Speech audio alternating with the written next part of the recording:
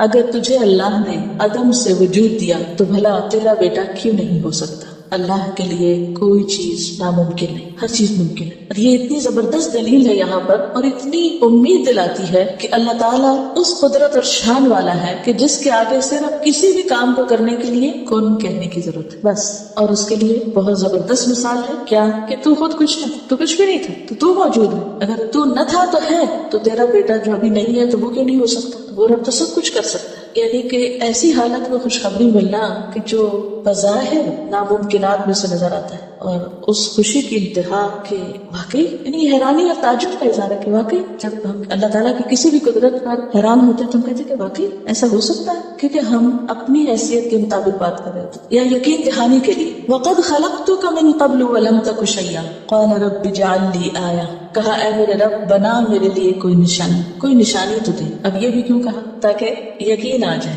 جیسے ابراہیم علیہ السلام نے کہا تھا کہ یا رب ارنی کیف تحیی الموتى، مجھے دکھا کہ تو مردوں کو کیسے زندہ کرتا ہے. اللہ تعالیٰ نے کیا فرمایا تھا؟ قال اولم تؤمن، ابراہیم تمہیں یقین نہیں کہ میں ایسا کر سکتا ہوں؟ قال بلا، یقین ہے. ولکن لیطمئن قلبی، میں چاہتا ہوں کہ میرا دل مطمئن ہو جائے، دل کا اطمینان چاہیے. تو یہاں یہ بھی نشانی کس لیے مانگ رہے ہیں؟ اطمینان مزید کے لیے. یقین ہے لیکن تسلی کے لیے، جسے کہتے ہیں نا ری ایشورنس. قال آیتک، کہا نشانی تیری. کس نے کہا؟ فرشتے نے کہا، کیونکہ فرشتہ بول رہا ہے نا اللہ تعالیٰ کے میسنجر کے طور پر. اللہ تکلم الناس، کہ نہ تو کلام کرے گا لوگوں سے. ثلاث، 3 لیال، راتیں. سبیہ، لگاتار. سبیہ کا لفظی معنی ہوتا ہے صحیح سالم، نہ بیماری نہ آئے، یعنی بغیر کسی وقفے کے مراد ہے. اب سبیہ کے بھی 2 معنی کیے گئے، ایک تو ہے لیال سبیہ یعنی لیال کی صفت کے طور پر، اور دوسری زکریا علیہ السلام کی حالت کو بیان کرنے کے لیے. زکریا علیہ السلام کی حالت کیا تھی؟ یعنی کہ تم بات نہیں کر سکو گے،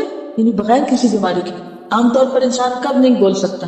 بولنا کب بند ہوتا ہے؟ اس میں آپ دیکھیے کہ بعض اوقات صدمہ شدید ہوتا ہے تو کہتے ہیں نا شوق میں چلا گیا، بولنا بند کرتا ہے. کبھی آپ نے دیکھا ہوگا کہ کچھ لوگ ویسے صحت مند ہوتے ہیں، ٹھیک ہوتے ہیں، کہ زبان، آنکھ، دل، دماغ فنکشن ٹھیک کر رہا ہوتا ہے، لیکن وہ غم یا صدمے یا خوف کی ایسی حالت میں ہوتے ہیں کہ وہ بول نہیں سکتے، بولنا چاہتے ہیں تو بول نہیں سکتے. دوسری بات یہ ہے کہ بعض اوقات ایسی بیماریاں ہو جاتی ہیں جیسے فالج وغیرہ یا لقوہ یا کچھ اور تکلیف کہ جس میں انسان نہیں بول سکتا، یعنی کبھی کسی جسمانی بیماری کی وجہ سے اور کبھی کسی ذہنی یا جذباتی تکلیف کی وجہ سے، صدمے کی وجہ سے. تو یہاں یہ کہا جا رہا ہے کہ تم بول نہ سکو گے، اس کی وجہ یہ نہیں ہوگی کہ تمہیں کوئی نعوذ باللہ بیماری لاحق ہو جائے گی، تم صحیح سلامت ہوگی. سبیہ کے 2 معنی کیے گئے، ایک ہے صحیح سلامت تندرست اور دوسرا ہے لگاتار. تو لگاتار کس کے معنی میں ہوگا؟ یعنی لیال کی صفت کے طور پر کہ راتیں لگاتار، 3 راتیں مسلسل بات نہیں کر سکو گے. اور دوسرا کیا کہا گیا کہ کوئی بیماری نہیں ہوگی، صحیح ہوگے، لیکن بس اللہ کی طرف سے ایک ایسی کیفیت ہوگی کہ تم سب باتیں چھوڑ دو گے اور صرف اللہ کی تسبیح کرو گے. سورۃ آل عمران میں بھی یہ بات گزر چکی، وہاں رات نہیں دن کا لفظ آتا ہے. ثلاثۃ ایام الا رمزا، آیت 41 میں. فخرج علی قومہ، تو وہ نکلے اپنی قوم پر. کون؟ زکریا علیہ السلام. کہاں سے نکلے؟ من المحراب، محراب سے نکلے. محراب کیا ہے؟ محراب کا روٹ کیا پیچھے گزر چکا ہے، اس لیے آپ سے پوچھ رہی. حرب، حرب کس کو کہتے ہیں؟ جنگ کو. تو محراب اسم ظرف ہے، جنگ کی جگہ. جنگ کی جگہ یہاں ہیکل میں کون سی ہو سکتی ہے؟ عبادت کا، یعنی عبادت جہاں کی جاتی ہے، یہ مسجد ہو سکتی ہے، یا مسجد میں بھی آپ نے دیکھا ہوگا کہ امام کے لیے آگے کا حصہ جو بنا ہوتا ہے اس کو محراب کہتے ہیں. تو یہاں وہ حصہ مراد نہیں ہے، مراد اس سے عبادت گاہ یا مسجد یا حجرہ یا بالا خانہ، کوئی بھی ایسی جگہ جہاں وہ اللہ کی عبادت کرتے تھے، جہاں وہ نماز پڑھ رہے تھے. ٹھیک ہے، آپ نے سورۃ آل عمران میں بھی پڑھا فنادته الملائکۃ وهو قائم یصلی فی المحراب، کہ جب یہ بشارت آئی تھی اس وقت وہ اپنی عبادت کی جگہ پر کھڑے ہو کر نماز پڑھ رہے تھے، اور نماز پڑھ کے وہ سارا حکم سن کے باہر نکلے. فخرج علی قومہ، اور روایت میں یہ بھی آتا ہے کہ لوگوں نے دروازہ کھٹکھٹایا کہ نماز کا وقت تھا تو وہ اندر آنا چاہتے تھے، تو انہوں نے دروازہ کھولا اور جب بات کرنا چاہی تو زکریا علیہ السلام نے جواب دے دیا. فاوحى الیہم، اشارہ کیا ان کی طرف. اوحا کا لفظ کس سے نکلا ہے؟ وحی سے. وحی کا لفظی معنی کیا ہوتا ہے؟ خفیہ اشارہ.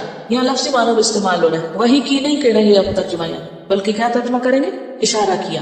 اب واو ہے یہ جو ہے یہ ثلاثی ہے، 3 حرف ہے، تو یہ الف کیا ہے؟ زائد ہے، تو اس نے اس کو بنا دیا ثلاثی مزید، یعنی 3 میں مزید ایک اور آ گیا. ٹھیک ہے. اوحا کا معنی کیا ہے؟ اشارہ کیا، کرنے کے لیے عام طور پر زیادہ استعمال ہوتا ہے. زیادہ حرفات ہے. اوحا اشارہ کیا، الیہم ان کی طرف، یعنی اشارے سے بات کی، ان کے سبحو سب تسبیح کرو، بکرۃ و عشیہ صبح اور شام.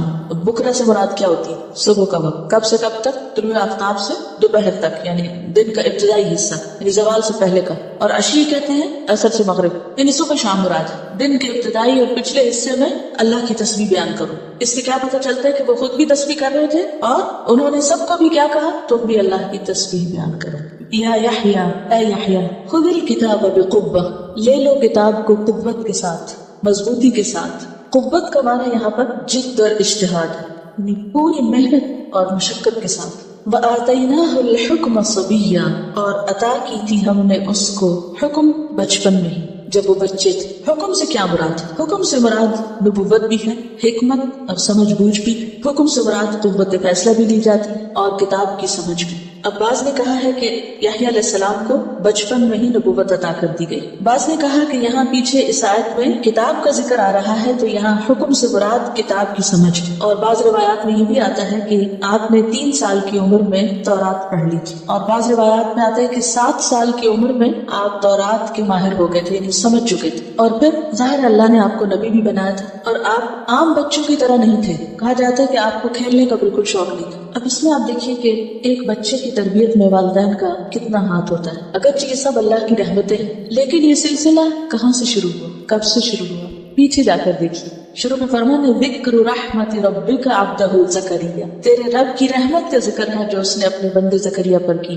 اور رحمت بھی کیا ہے کہ بیٹا بھی دیا اور پھر اس کو کتاب اور حکم سے نوازا، یعنی کتاب کی سمجھ اور حکم، حکمت اور نبوت اور ایک خاص خصوصیت سے نوازا. کیوں؟ اس کے پیچھے کیا تھا کہ زکریا علیہ السلام نے ایک خاص مقصد کے لیے بیٹا مانگا تھا. پھر زکریا علیہ السلام نے صرف بیٹے کی دعا نہیں، بیٹے کے ساتھ اس کے نیک اور سمجھدار ہونے کی اور اچھا بیٹا ہونے کی دعا کی، کیونکہ انہوں نے کہا تھا کہ یہ میرے آگے مشن میں میرا مددگار. اب آپ دیکھیے کہ وہ خود اتنے بوڑھے ہو چکے ہیں اور بیٹا ابھی بہت چھوٹا ہے. اب اگر وہ بیٹا عام بیٹوں کی طرح اور عام بچوں کی طرح اپنا بچپن کھلنڈرے پن میں گزار دیتا، جیسے عام بچے بہت ناز و نام میں پالے جاتے ہیں، پھر کہتے ہیں جی بچہ ہے، ابھی تو بچہ ہے اور ساری زندگی وہ بچہ ہی ہے.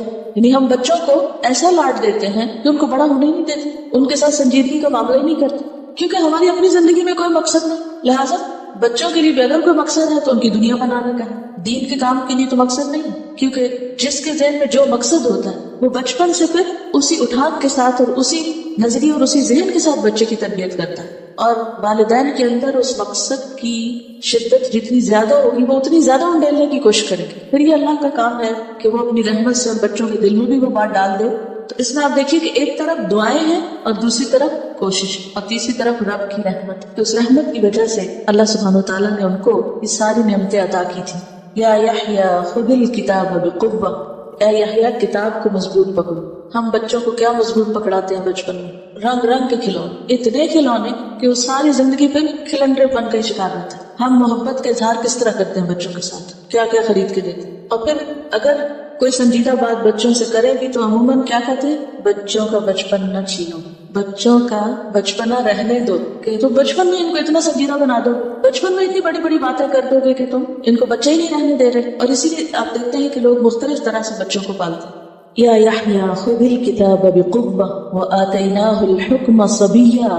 اب یہ ہے کہ جو ہو چکا وہ تو ہو چکا، آئندہ نسلوں کو پکڑے، بچوں کو پکڑے اور ان پر محنت کریں، کیونکہ ہمارا وقت تو لا علمی میں یا غفلت میں گزر چکا. لیکن اب بھی اس کو کمپنسیٹ کرنے کا وقت ہے کہ جب تک انسان کو مہلت ملی ہے انسان اپنے وقت سے بہتر پلاننگ کے ساتھ فائدہ اٹھائے. وآتیناہ الحکم صبیا، اور عطا کی تھی ہم نے اس کو حکمت، سمجھ بوجھ، فیصلے کی قوت، کتاب کی سمجھ، جبکہ وہ بچہ سا ہی تھا بچپن میں ہی.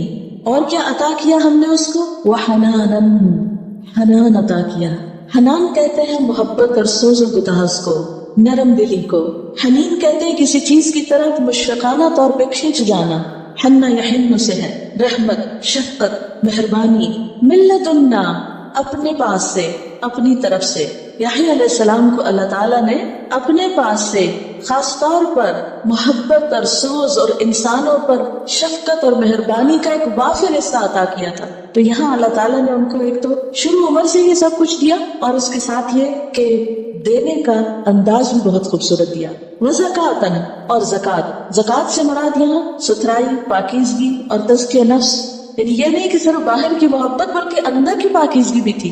دل کے بھی اچھے تھے، اندر باہر سے اچھے تھے. کیونکہ اگر دل میں تڑپ نہیں ہو یا دل میں کسی کے لیے میل ہو اور بغض ہو، نفرت ہو، عداوت ہو، تو زبان سے اگر آپ محبت کا اظہار کریں تو وہ کیسے لگتا ہے؟ آپ سب انسان ہیں اور آپ بھی دل اور نظر رکھنے والے ہیں. لوگوں کے رویوں کو خوب اچھی طرح محسوس کر جاتے ہیں. آپ وہ بچے محسوس کر لیتے ہیں. آپ نے دیکھا ہوگا کہ بعض اوقات بچے کو کوئی ایک اٹھائے تو دوڑ کے جاتا ہے، دوسرا اٹھائے تو رونے لگ جاتا ہے. کس چیز کا فرق ہوتا ہے؟ رویے کا فرق ہوتا ہے. یا وہ اندر سے جو کیفیات ہوتی ہے وہ دوسرے کو کھینچتی ہے، ریپلس کرتی ہے، دور ہٹاتی ہے.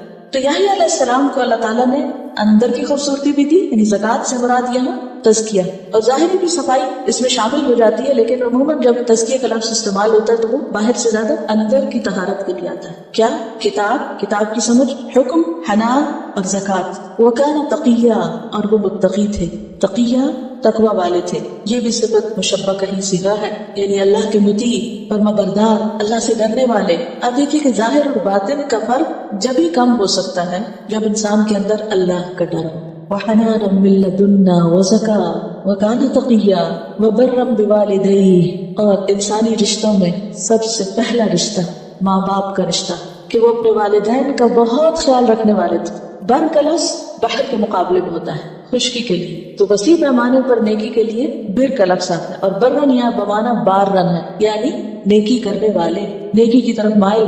اسی سے لفظ حج مبرور بھی ہے. مبرور یعنی ایسا حج جس میں انسان ہر وقت نیکی کی طرف ہی مائل رہا اور گناہوں سے بچتا رہا. وہ سب سے زیادہ اپنے ماں باپ کا خیال رکھنے والے تھے، ہر دم ان کے ساتھ نیکی کرنے والے. وَلَمْ يَكُنْ جَبَّارًا عَصِيًّا، اور نہ تھے وہ سرکش. جبار کا لفظ پیچھے آپ پڑھ چکے. عصیہ نافرمان. اب یہ بھی صفت مشبہ کا صیغہ ہے. تو ایک ہوتا ہے نا عاصی، گناہگار، اور ایک ہے عاصی، بہت زیادہ گناہگار. اسی لیے ترجمہ کیا ہو رہا ہے؟ صرف نافرمان نہیں ہو رہا، بڑا نافرمان. اور نہ تھے وہ سرکش اور نافرمان. اب کچھ مثبت صفات کا ذکر کیا اور کچھ منفی صفات کی نفی کی. مثبت صفات کا اس بات کیا اور منفی صفات کی نفی کی. کیا تھے وہ اور کیا نہ تھے. جو خوبیاں ان کی تھی ایک طرف وہ بتائی گئی، اور دوسری طرف جن خرابیوں سے پاک تھے وہ ان کا ذکر کیا گیا. اور دو بڑی چیزوں سے وہ بالکل بری تھے. نمبر ایک سرکشی، کہ وہ دوسروں کے اوپر ڈومینیٹ نہیں کرتے تھے، زور زبردستی نہیں کرتے تھے. جبار وہ ہوتا ہے نا جو دوسروں کے اوپر جبر کرے، دوسروں کو مصیبت میں ڈالے. پیار محبت سے کام کرانے والے تھے، دوسروں پر سختی کرنے والے نہیں تھے، دوسروں کے مقابلے میں تکبر نہیں کرتے تھے، اور نہ ہی اللہ کے نافرمان. عصی عین صاد یہ سے. تو یحییٰ علیہ السلام بھی وَلَمْ يَكُنْ جَبَّارًا عَصِيًّا وَسَلَامٌ عَلَيْهِ، اور سلامتی ہو اس پر، ہر دکھ سے محفوظ رہے. یوم ولد، جس دن وہ پیدا ہوئے، دنیا میں آئے. وَيَوْمَ يَمُوتُ، اور جس دن وہ فوت ہوں گے دنیا سے جانے کے بعد. وَيَوْمَ يُبْعَثُ حَيًّا، اور جس دن وہ اٹھائے جائیں گے زندہ ہو کر، یعنی مرنے کے بعد قیامت کے دن. یہ تین مواقع بہت وحشت کے مواقع ہوتے ہیں. یعنی بچہ جب پیدا ہوتا ہے تو آپ نے دیکھا ہوگا کہ ایک دم روتا ہے، کیونکہ 9 مہینے کا عرصہ اس نے ایک تنگ تاریک جگہ میں گزارا ہوتا ہے، ایک خاص ٹیمپریچر کے اندر. جو ہی وہ باہر آتا ہے ایک وسیع و عریض دنیا میں، تو یہ ایک گھبراہٹ کا وقت ہوتا ہے. اسی طرح جب انسان واپس موت کے منہ میں جاتا ہے، قبر میں اترتا ہے، تو پھر وہ ایک تنگ تاریک گوشے میں چلا جاتا ہے. قیامت کے دن پھر قبریں پھٹیں گی اور دوبارہ اٹھے گا، ایک اور وحشت کا وقت ہوگا. لیکن یحییٰ علیہ السلام ان تینوں مواقع پر ہر وحشت سے، ہر دکھ سے محفوظ. وَسَلَامٌ عَلَيْهِ يَوْمَ وُلِدَ وَيَوْمَ يَمُوتُ وَيَوْمَ يُبْعَثُ حَيًّا. وَاذْكُرْ فِي الْكِتَابِ مَرْيَمَ، اور ذکر کرو کتاب میں یعنی قرآن مجید میں مریم علیہ السلام کا. اِذِ انتبذت، جب وہ الگ ہوئی، نون بیدال، من اہلها، اپنے گھر والوں سے، مکانا شرقیہ، مشرقی مقام پر، مشرقی گوشے میں. یہاں پر حضرت مریم کا اور مسیح علیہ السلام کی ولادت کا واقعہ آ رہا ہے اور اس کا کچھ تفصیلی ذکر ہمیں ملے گا. اور اس واقعے کا آغاز ہوتا ہے حضرت مریم کے اپنے گھر والوں کو، اہل و عیال کو چھوڑ کر ایک الگ گوشے میں جا بیٹھنے کا. اور یہاں چونکہ اس گوشے کا ذکر کیا گیا کہ وہ مشرق کی جانب ہے، تو کس چیز سے مشرق کی جانب؟ یعنی بیت المقدس کے مشرقی حصے میں. اسی لیے جو بیت المقدس کے قدیم نقشے ہیں ان میں ویمن کوٹ جو ہے وہ اس کے مشرقی جانب دکھایا جاتا ہے، اور عیسائیوں کے لیے قبلے کا بھی رخ جو ہے وہ مشرق بتایا جاتا ہے، جس کا ذکر پہلے بارے میں بھی آتا ہے نا، وَمَا بَعْدُهُمْ بِتَابِعٍ قِبْلَةَ بَعْضٍ. تو حضرت مریم جو تھی گھر والوں کو چھوڑ کر مشرقی حصے میں چلی گئی تاکہ عبادت یکسوئی سے کر سکیں. فَاتَّخَذَتْ، پھر اس نے بنا لیا، مِن دُونِهِمْ، ان کے برے، حجاباً، ایک آڑ. یعنی ان کو نظر نہ آنے کے لیے ایک پردہ کر لیا، کوئی دیوار تھی یا کوئی اوٹ تھی جس کے پیچھے چھپ گئے. فارسلنا تو بھیجا ہم نے الیہا اس کی طرف، روحنا اپنی روح کو، اشارہ ہے جبریل علیہ السلام کی طرف، اور ان کو روحنا کہا گیا، اللہ تعالیٰ نے اپنی طرف ان کی اضافت کی. تو یہاں پر اس سے مراد ان کی تعظیم اور ان کی شان ہے کہ جبریل علیہ السلام عالی شان فرشتے ہیں. فتمثل تو صورت پکڑی، لہا واسطے اس کی. کس نے صورت پکڑی؟ جبریل علیہ السلام نے. کس چیز کی صورت؟ بشرن ایک انسان کی، سویہ درست بے عیب. جب حضرت مریم نے ان کو دیکھا قالت کہنے لگی انی اعوذ بالرحمن میں پناہ لیتی ہوں رحمان کی، من کا تجھ سے، ان کنت تقیا اگر ہے تو خدا خوفی رکھنے والا، متقی. یعنی میں یہاں سب سے الگ ہو کر بیٹھی ہوں تو تم کہاں سے آ گئے؟ یہ انہوں نے کیوں کہا؟ کیونکہ وہ ان کو پہچانتی نہیں تھی کہ کون آیا. آپ کو معلوم ہے کہ حضرت مریم کو ان کی والدہ نے بچپن میں ہی ایک نظر ماننے کے ذریعے وقف کر دیا تھا اللہ کے راستے میں، اور زکریا علیہ السلام ان کی کفالت کیا کرتے تھے. تو اس کے بعد جب وہ جوان ہوئی تو یہ واقعہ پیش آیا. قال وہ بولے، کون؟ جبریل علیہ السلام. انما انا رسول ربک بے شک میں پیغامبر ہوں تیرے رب کا. یہاں رسول عام اصطلاحی معنوں میں استعمال نہیں ہوا، لفظی معنوں میں. یہ پیغام لایا ہوں، میسج لے کر آیا ہوں. لِأَهَبَ لَكِ تاکہ تجھے بخشوں، عطا کروں. واو ہے بے اس کا روٹ ہے، واو ہے بے دو چشمی ہے جو ہے، جس سے لفظ اللہ کا نام اللہ تعالیٰ کی صفت وہاب بھی ہے. تاکہ میں تجھے بخشوں یا عنایت کروں غلامن لڑکا، زکیہ پاکیزہ. یعنی میرا یہاں آنا اپنی مرضی سے نہیں، کسی برے ارادے سے نہیں، بلکہ اللہ کے ایک حکم کی تعمیل میں ہے. اور وہ کیا ہے کہ میں تجھے ایک بیٹا عطا کروں. قالت وہ کہنے لگی انا یکون لی غلام کہاں سے ہو سکتا ہے، کیوں کر ہو سکتا ہے میرے لیے غلام کوئی بیٹا. یہ بھی حیران ہوئی کیونکہ ان کی شادی نہیں ہوئی تھی اور بغیر باپ کے کس طرح بچہ ہو سکتا ہے. ولم یمسسنی اور نہیں چھوا مجھ کو، میم سین سین مس، بشر کسی انسان نے. اور یہاں عام معنوں میں استعمال نہیں ہو رہا، مراد ہے شادی کے بعد شوہر اور بیوی کا تعلق. ولم اکو بغیہ اور نہیں ہوں میں کوئی سرکش عورت، بدکار عورت. یعنی میرا کسی مرد سے نہ تو نکاح کے ذریعے اور نہ بغیر نکاح کے کوئی تعلق قائم ہوا ہے. تو نکاح کے ساتھ تعلق کے لیے لفظ استعمال ہوا یمسسنی بشر، اور بغیر نکاح کے بغیہ زنا کے لیے. تو میرا بچہ کہاں سے ہو سکتا ہے جبکہ مجھے کسی نے ہاتھ نہیں لگایا، چھوا نہیں، اور نہ ہی میں کوئی بدکار عورت ہوں. قال کہا جبریل علیہ السلام نے کذالک اسی طرح. قال ربک کہا ہے تیرے رب نے، هو علیہ ہین کہ وہ مجھ پر بہت آسان ہے. یہ وہی بات ہے جو پیچھے زکریا علیہ السلام سے کہی گئی تھی، کیونکہ اللہ تعالیٰ کے لیے تو کچھ بھی مشکل نہیں. انما امرہ اذا اراد شیئا ان یقول له کن فیکون. سورۃ آل عمران میں بھی آتا ہے 47 میں، کذالک اللہ یخلق ما یشاء اذا قضى امرا فانما یقول له کن فیکون. تو یہ بات مجھ پر بہت آسان ہے. وَلِنَجْعَلَهُ اور تاکہ ہم بنائیں اس کو، کس کو؟ اس بچے کو. کیا بنائیں؟ آیت ایک نشانی. کس کے لیے؟ للناس سب لوگوں کے لیے. یعنی بغیر باپ کے کس طرح اللہ تعالیٰ اپنی قدرت کے ساتھ ایک بچہ پیدا کر سکتا ہے. وَرَحْمَةً مِنَّا اور بطور رحمت کے ہماری طرف سے. یعنی وہ بچہ ہماری رحمت کا ایک نمونہ ہوگا، یا یہ کہ وہ انسانیت کے لیے رحمت کا ذریعہ ہوگا. وکانا اور ہے امرن ایک کام، فیصلہ، مقدیہ فیصلہ شدہ، طے شدہ. یہ ایک طے شدہ بات ہے، یہ اللہ کا ایسا حکم ہے جو ہو چکا. فحملت تو اس نے اس کو اٹھا لیا.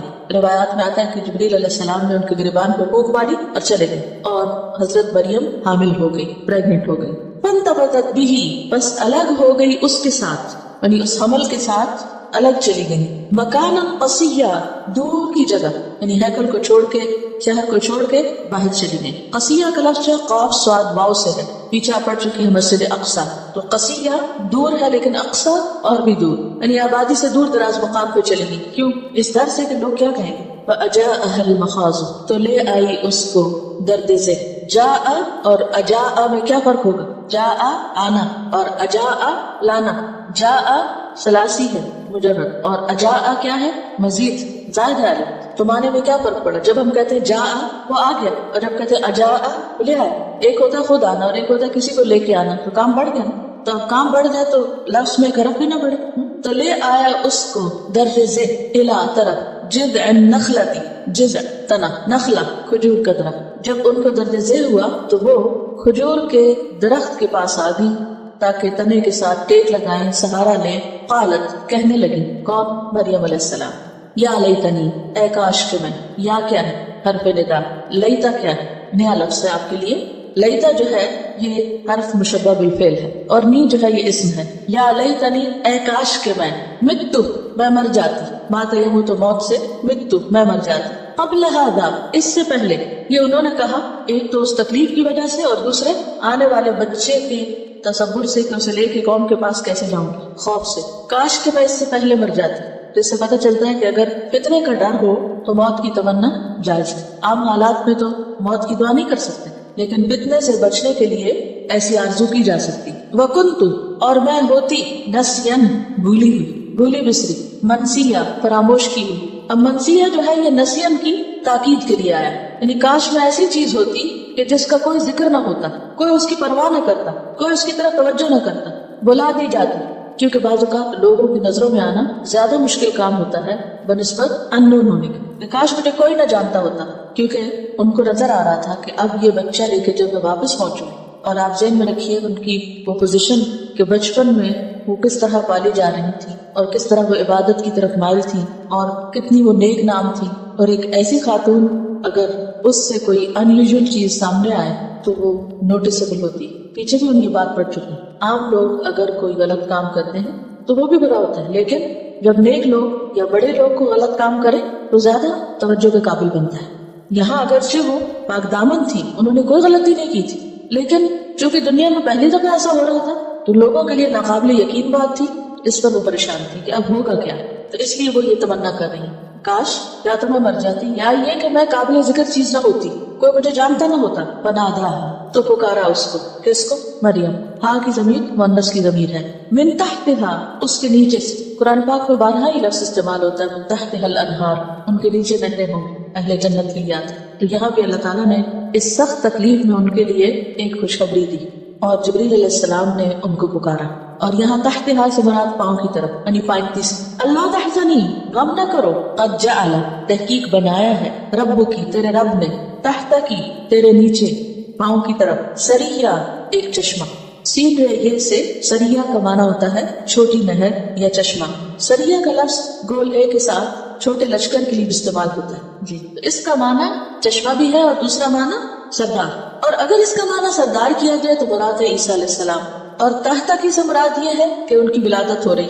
تو عیسیٰ علیہ السلام پکارے، پیدا ہوتے ہی ماں کو خطاب کر کے بولے فناداہا من تحتہا اللہ تحزنی قد جعل ربک تحتک سریہ. ایسا پہلے معنی ملے. جبریل ہے پکارنے والے، حضرت مریم کو تسلی دے رہے، فکر نہیں کرو، غم نہیں کرو، اللہ نے تمہارے لیے پانی پینے کا انتظام کر دیا. تو دیکھو تو صحیح، تمہارے پاؤں کی طرف ایک چشمہ پھوٹ پڑا، جیسے اسماعیل علیہ السلام کے لیے زمزم پھوٹا تھا. تو غم نہیں کرو، اللہ تمہیں تنہا نہیں چھوڑے گا. مت ایسی دعائیں کرو کہ کاش میں مر جاتی. نہیں، اللہ نے زندگی کا سامان پیدا کر دیا، پانی دے دیا تمہیں. وہ کیا مانگ رہی تھی؟ موت مانگ رہی تھی، اور اللہ نے کیا دے دیا؟ پانی دے دیا. بعض اوقات وہ چیز تو نہیں ملتی جو انسان مانگتا ہے، اس سے بہتر مل جاتی. دوسرا معنی یہ کیا گیا ناداہا، عیسیٰ علیہ السلام نے ماں کو پکارا، من تحتہا اس کے پاؤں کی طرف سے، یعنی پیدا ہوتے ہی. اللہ تحزنی اماں فکر نہیں کرو، ڈونٹ وری، قد جعل ربک تحتک سریہ تحقیق بنا دیا ہے تیرے رب نے تیرے نیچے ایک سردار، یعنی تیرا ماتحت، تیرا بچہ. تحت سے مراد یہاں ماتحت بھی، کیونکہ اولاد ماں باپ کے تابع ہوتی، ماتحت ہوتی. ایک عالی شان بچہ جو ایک سردار ہوگا وہ اللہ نے تجھے دیا ہے. اب آپ دیکھیے کہ ایک ہی جملہ ہے، کتنے دو مختلف معنی نکلتے ہیں. وَغُزِّي اور ہلا لے، ہے الیکی اپنی طرف، بجذع النخلۃ کھجور کے تنے کو، بے یہاں زائد ہے تاکید کے لیے آئے، کھجور کا تنا اپنی طرف موڑو، ہلاؤ. کیا ہوگا؟ تساقط علیک گرائے گا تجھ پر، رطبا جنیا کھجور تازہ چلی ہوئی. رطب تازہ فریش کھجوروں کو کہتے ہیں. اور جنیا جو ہے، جنا یجنی کا مطلب ہوتا ہے چننا، پک کرنا، فروٹ پک کرنے کے لیے آتا ہے. تو جو فروٹ اسی وقت پک کیا گیا ہو وہ کیسا ہوگا؟ تازہ، فریش. تو اس لیے جنیا کا معنی تازہ بھی کیا گیا ہے، چنا ہوا بھی کیا گیا، جو حال ہی میں توڑا گیا. تو تم کھجور کے تنے کو ہلاؤ، تمہارے اوپر فریش ڈیٹس گرے گی کھانے کے لیے. اللہ نے پانی کا انتظام بھی کیا اور کھانے کا بھی کر دیا، لیکن پلیٹ پہ رکھ کے نہیں دی، کہا ہلاؤ اس کو، سبب اختیار کرو. اور اس موقع پر کھجور جو ہے اس کا کھلانا تکلیف اور رن اور غم اور فکر پریشانی سب چیزوں کو دور کرنے کا باعث تھا، کیونکہ کھجور کے اندر اللہ تعالیٰ نے ایسی غذائیت رکھی ہے کہ جو ایسی ماں کے لیے ولادت کے بعد ایک بہترین غذا ہو سکتا، اور نہ صرف یہ کہ ماں کے لیے بلکہ بچے کو جو عرب تحنیک کرتے تھے، تحنیک کہتے ہیں کھجور کو تھوڑا سا منہ میں چبا کے اس کو پہلی ڈائٹ کے طور پر دیتے تھے، تو اس کے بھی بہت سے فائدے بتائے جاتے ہیں۔